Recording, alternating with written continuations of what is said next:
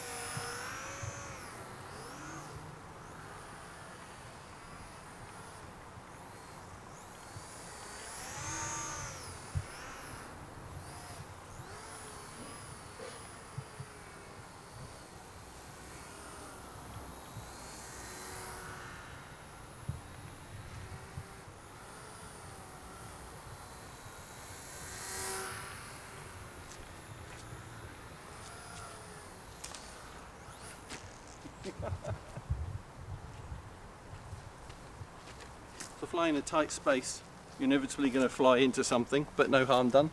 Let's go again.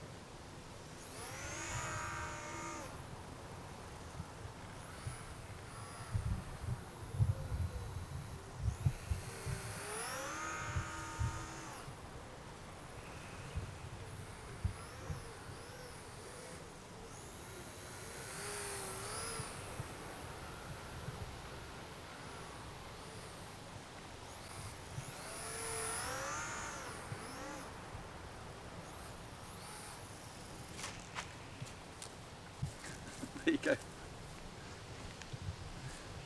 I'm pretty impressed by that, in that it's got enough power to get you out of trouble even in this tight space.